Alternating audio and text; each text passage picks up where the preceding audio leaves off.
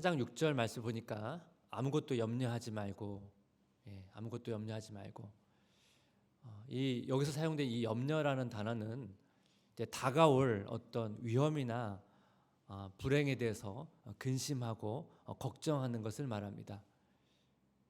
일어난 일에 대해서 염려하는 게 아니고 일어나지 않은 일에 대해서 염려하는 것입니다. 이런 경우도 있죠. 어떤 어려운 일이 진짜 일어났어요. 근데 이 어려운 일을 또 맞이하니까 또 이 어려운 일 때문에 생겨나는 또 일어날 또 다른 위험과 불행에 대해서 또 염려할 수 있습니다. 이런 경험들은 아마 우리 일상에서 종종 하게 되죠. 굉장히 어려운 문제들이 내 안에 닥쳐왔을 때 그 문제로 인해서 계속 좀 부정적인 생각이 꼬리에 꼬리를 무는 경우들이 종종 있습니다. 저도 되게 잠을 잘 자는데 너무나 어떤 문제 때문에 계속 고민하고 그래서 거의 꼬박 밤을 새웠던 적이 몇 번 있습니다. 그런 때는 잠이 잘 오지 않더라고요. 막 억지로 잠을 청하려고 해도 이미 이제 그 내용이 너무 제 생각과 마음을 사로잡고 있어서 아무리 이제 다시 마음의 평안을 찾고 해도 잘 잠이 오지 않습니다. 그런 경우들이 성도의 삶 가운데도 아마 있었을 것입니다. 우리가 염려하는 내용들이 뭘까요? 되게 많이 있겠죠. 근데 어느 글을 보니까 어니 젤린스키라는 분의 글을 보니까 우리가 하는 걱정 가운데 40%는 절대로 일어나지 않는 것이고 30%는 이미 일어난 것들이다. 또 22%는 안 해도 될 사소한 것들이고 4%는 걱정을 한다고 해도 바꿀 수 없는 것들이다. 그러니까 우리가 하는 대부분 염려 중에 대부분은 안 해도 되는 염려를 우리가 하고 있다는 거죠. 이 수치를 합산해 보니까 96%입니다. 그러니까 우리가 하는 염려의 대부분은 안 해도 되는 염려다. 그럼 이게 남은 게 몇 %죠? 4% 정도는 해도 되는 염려다. 그러면 해도 되는 염려가 뭘까? 그러다가 제가 이제 성경을 그래서 염려라는 단어를 이렇게 검색해 보니까 바울이 이제 염려했던 내용들이 나오더라고요.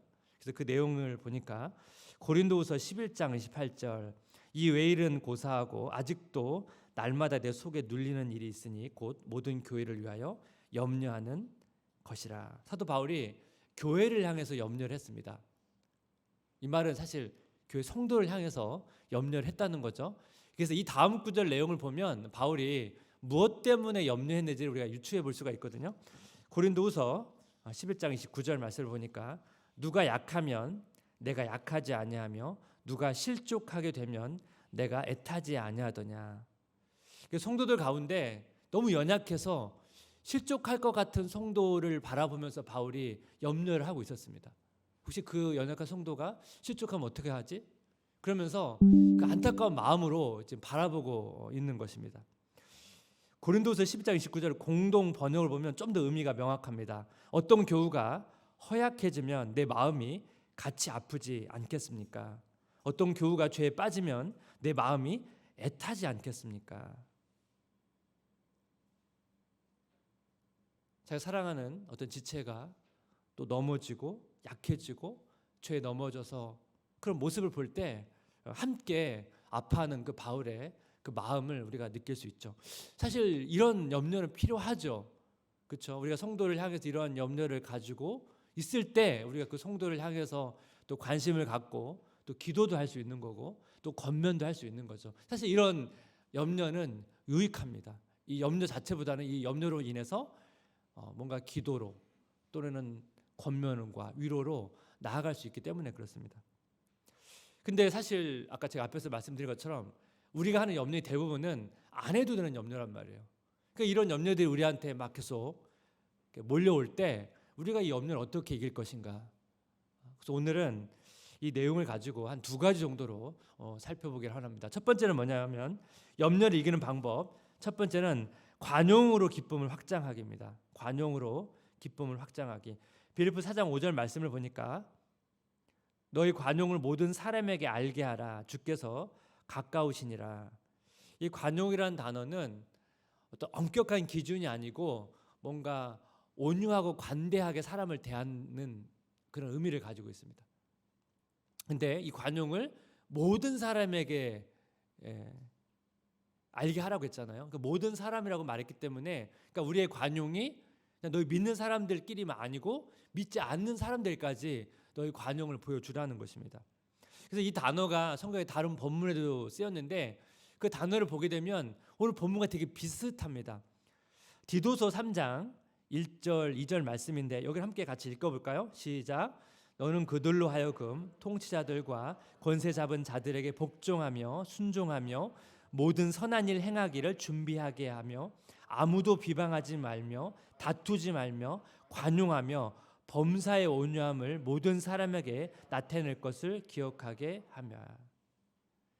디도서 3장 1절 2절은 이 내용이 뭐냐면 그리스도인들이 세상에서 어떻게 행동해야 되는지를 말씀하고 있는 내용입니다. 그리스도인들이 세상에서 어떻게 행동해야 하냐고요?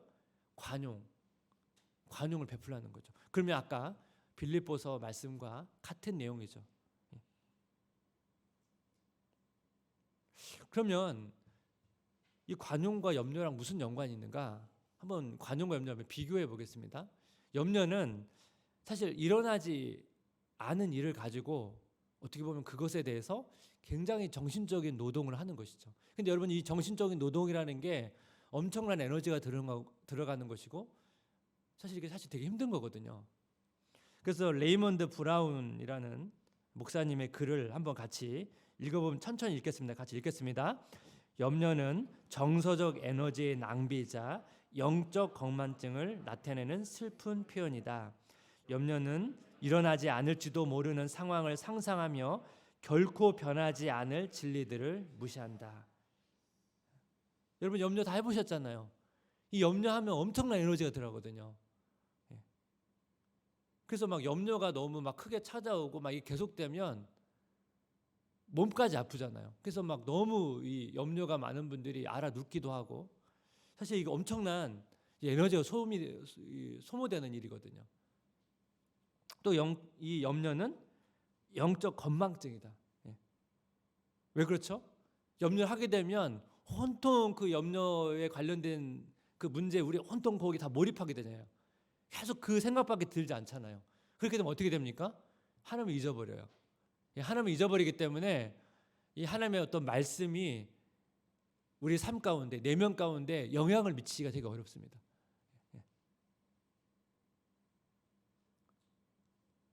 그래서 염려가 어떻게 보면 쓸데없는 곳에 사실 에너지를 쓰지 않아도 될 곳에 지금 에너지를 엄청나게 쓰고 있는 거잖아요. 관용은 뭡니까? 그 에너지를 다른 사람에게 흘려보내는 거죠. 다른 사람을 향해서 온유하게 또 은혜롭게 대하는 것, 어떻게 보면 우리 에너지를 자기 자신, 어떻게 보면 자기 자신에게 유익한 곳에 쓰면 그래도 낫는데 쓰지 않아도 될 곳에 쓰고 있잖아요. 그걸 어떻게 해요? 다른 사람에게 흘려보내는 거죠. 그러면 어떻게 됩니까? 기쁨이 온다는 거예요. 빌립보서 4장 4절 말씀, 주 안에서 항상 기뻐하라. 내가 다시 말하노니 기뻐하라. 항상 기뻐하라. 이 다음 구절에서 관용 얘기를 하고 있거든요. 사실은. 그러면 기뻐하라 권면해놓고 그 다음에 갑자기 관용 얘기를 하거든요. 그럼 이 기쁨과 관용에 무슨 연관성이 있겠습니까? 네가 항상 기뻐하기를 원하냐? 너의 기쁨이 지속되기를 원하니? 그 기쁨을 확장하기를 원하니? 그렇다면 이 관용을 모든 사람에 베풀어라. 그러면 이 기쁨을 유지할 수 있을 뿐만 아니라 확장할 수 있다. 그 이야기를 하고 있는 것이죠.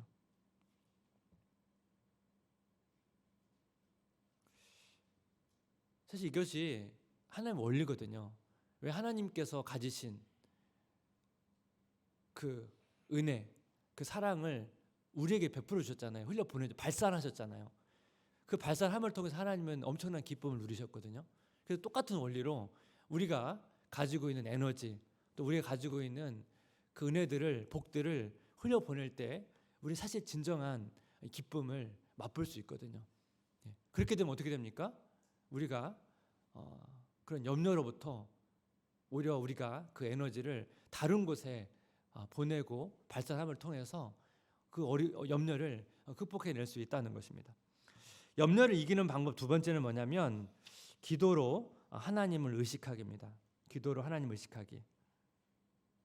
그 염려는 이제 일어나지 않은 일을 걱정하는 건데 기본적으로 생각으로부터 시작이 되겠죠.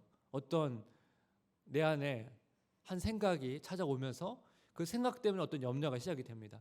근데 여러분 이 염려가 생각으로 머무나요? 아니죠. 이 생각이 오래 머물면 그것이 우리 감정까지 영향을 주죠. 그래서 뭔가 마음이 되게 답답하고 우울하고 그럼 나중에 어떻게 보면 막 갑자기 우리 삶이 무기력해지고 그렇게 막 찾아오거든요. 그러니까 우리에게 이 염려가 막 찾아올 때 그걸 어떻게 막겠습니까? 문득 우리 안에 찾아온 그 생각 때문에 찾아온 그 염려를 어떻게 막겠습니까? 하지만 내 염려가 찾아왔을 때, 내 마음속에 그것이 들어왔을 때 그거를 어떻게 해요? 마음을 지켜야죠. 그 잘 이제 극복해야 되죠. 그것이 이제 기도라는 거예요. 기도라. 그래서 오늘 빌립보서 4장 6절 7절 말씀이 그런 과정에서 이제 기도가 나오거든요. 아무것도 염려하지 말고 다만 모든 일에 기도와 간구로 너의 구할 것을 감사함으로 하나님께 아뢰라. 그리하면 모든 지각에 뛰어난 하나님의 평강이 그리스도 예수 안에서 너희 마음과 생각을 지키시리라. 여기 보면 지킨다는 단어가 나오죠.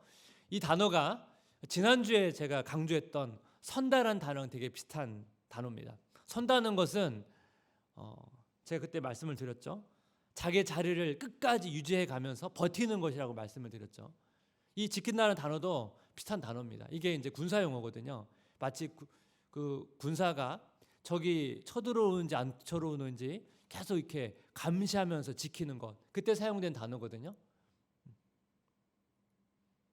염려가 우리의 생각 속에, 우리 마음 속에 쳐들어올 때 어떻게 해요?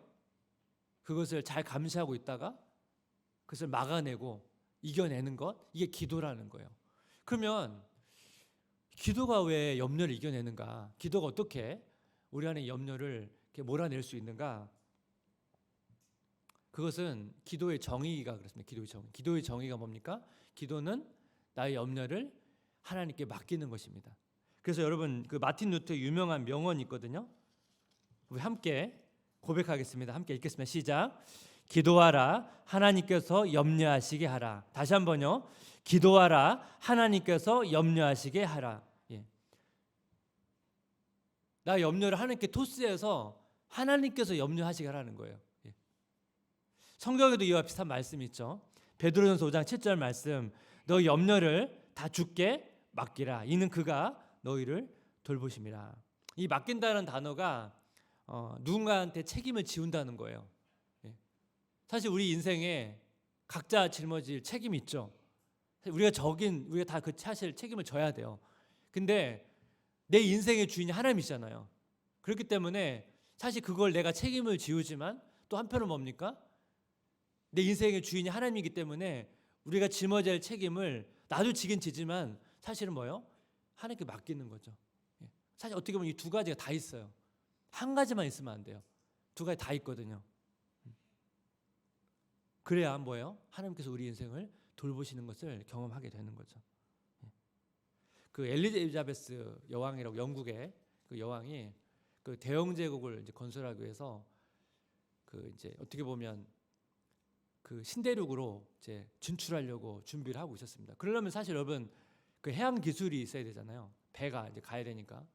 그래서 이제 해양 기술을 가진 사람을 뽑아가지고 불러서 내가 이런 계획이 있는데 네가 가서 이 신대륙을 정복하는 걸 좀 도와줘라. 이렇게 얘기를 한 겁니다. 그랬더니 이 사람이 이런 고민을 얘기하는 거예요. 자기가 지금 작은 사업을 시작했습니다. 근데 제가 만약에 그 배를 타고 신세계를 가게 되면 제 사업 망합니다. 그래서 뭐 여왕의 뜻은 알겠지만 제가 이 사업 때문에 사실 그 여왕님의 그 부탁이 저한테 너무 이제 부담이 된다는 얘기겠죠. 그래서 여왕님께서 무슨 얘기를 했는지 아십니까? 네가 나의 명령을 따라서 내 사업에 신경을 쓰면 내가 네 사업 신경 써줄게. 그 얘기 한 거예요. 여러분 그 한 나라의 여왕이 그 사람의 사업을 신경 써주면 그 사람 얼마나 잘 되겠습니까? 본인이 뭐 그 사업이 뭔지는 잘 모르겠지만 본인이 아무리 애써도 그 사업이 될지 안 될지도 모르는데 자기가 이걸 아예 여왕께 맡기고 떠나면 그 여왕이 얼마나 그 사업을 잘 책임져 주겠습니까? 똑같은 거죠. 우리의 고민과 우리의 문제들을 하나님께 토스하고 하나님께 맡기면 하나님께서 우리 인생의 주인이신 하나님께서 우리의 문제를 다루시고 또 우리의 인생을 돌보신다는 것입니다. 그래서 우리가 이제 하나님께 이 문제들을 토스해야 되는데 하나님께 우리 염려를 토스하면 하나님께서 우리에게 토스해 주는 게 있어요. 그게 뭐냐면 평강이에요. 평강. 그 엘리베스 여왕이 자기 사업을 책임져 준다고 했으니까 이 사람이 얼마나 홀가분하게 그 여행을 그 배를 타고 갔겠습니까? 얼마나 평안한 마음으로 갔겠습니까? 빌립보서 4장 7절 말씀 한번 같이 읽어볼까요? 그리하면 모든 지각에 뛰어난 하나님의 평강이 그리스도 예수 안에서 너희 마음과 생각을 지키시리라. 예. 그래서 우리가 나 염려 하나님께 맡길 때 우리가 찾아오는 게 경험되는 게 뭡니까? 하나님의 평강이라는 거예요.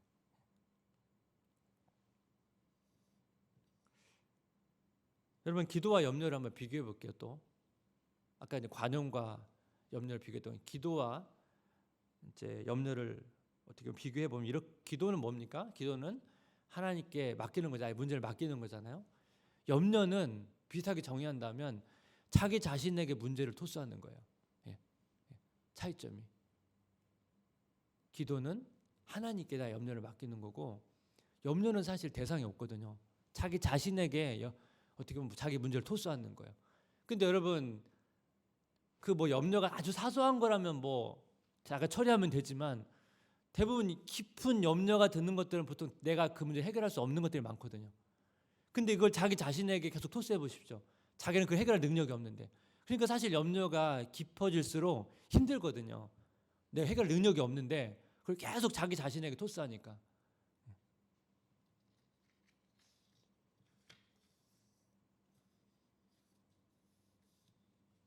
그럼 여러분 어떻게 해야 될까요?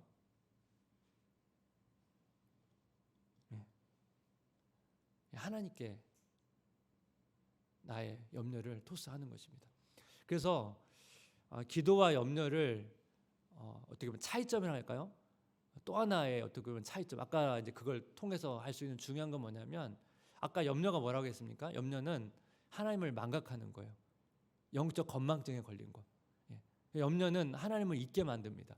그 문제에 온통 사로잡혀서 하나님을 의식하지 못하게 만들어요. 근데 기도는 뭐죠? 기도는 하나님을 의식하는 행위잖아요. 기도는 하나님께 기도하잖아요. 그래서 기도는 하나님을 의식하기 때문에 사실은 이제 기도가 하나님께 맡기는 거기도 하지만 기도는 뭐예요? 하나님께 하는 거기 때문에 하나님을 의식한단 말이에요. 그래서 기도를 하게 되면 영적 건망증이 치료되거든요.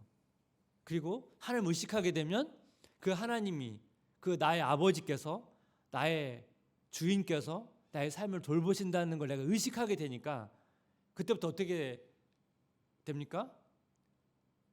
마음의 평강이 오죠. 맡길 수 있잖아요. 하나님께 나의 삶을 돌보실 거라는 그 믿음과 확신이 있기 때문에 그 문제가 여전히 있다 할지라도 내 마음에 평안을 찾을 수가 있는 것입니다. 제가 이 말씀을 생각하면서 제 신앙 여정을 이렇게 쭉 돌아보니까요, 이 말씀이 정말 그렇게 된 것 같아요. 제가 하루에 보통 이제 아침에 보통 하루를 시작할 때 보통 묵상하거나 기도하는 시간을 보통 갖는데 예전에 이제 뭐 직장 다닐 때는 정말 거의 뭐 이 시간을 어떻게든 사수하려고 엄청 몸부림을 쳤거든요. 그래서 뭐 새벽기도 나가기도 하고 너무 이제 몸이 피곤해서 새벽기도를 못 가면 이제 집에서라도 이제 큐티를 하고 출근하려고 애를 썼는데 그때 제가 동일하게 느꼈거든요. 제가 그날 아침에 일어나서 말씀을 깊이 묵상하고 정말 충분히 기도하는 시간을 가졌을 때는 아무리 막 그 회사에서 막 여러 가지 막 그 예기치 못한 일들이 있을 때 그 제 마음을 잘 지킬 수 있었고요. 어떤 날은 사실 좀 어떻게 보면 큐티가 잘 안 된 날도 있거든요. 되게 형식적으로 하고 그리고 간 날은 사실 별로 힘든 일도 없는데도 계속 마음이 이렇게 마음이 되게 평안하지 못하고 안 해도 되는 막 걱정도 하고 이제 그런 걸 많이 봤거든요. 그걸 보면서 오늘 기도가 왜 이렇게 중요하냐. 기도라는 것은 바로 하나님을 의식하는 행위고, 그렇죠? 그 의식하는 걸 통해서 하나님께 나의 모든 문제와 나의 삶을 의탁하는 과정들이기 때문에 이 과정을 통해서 우리가 삶의 평안을 누릴 수 있다는 것입니다. 말씀을 좀 마무리하겠습니다. 사실 우리가 좀 고민하려고 치면 하루 종일 고민해도 끝이 없는 게 우리의 삶이거든요. 저도 마찬가지고. 예. 교회가 정말 은혜 가운데 잘 가고 있거든요. 하지만 또 하나하나 하면 아직도 지금 해결할 게 진짜 많습니다. 예. 뭐 주차부터 뭐 여러 가지 지금 뭐 예배부터 지금 사실 해야 되는데 지금 손을 못 대고 있는 것도 많거든요. 그럼 이거 하나하나 또 신경 쓰려면 사실 끝이 없어요. 그 정도로 또 교회 사역이라는 것은 끝이 없습니다. 예. 근데 계속 그거 가지고 내가 고민하려고 하면 사실 답이 없어요. 계속 기도하는 거죠. 기도하고 맡기고. 그럼 어떤 때는 또 하나 풀려지기도 하고. 그렇게 가는 게 우리 삶 아니겠습니까?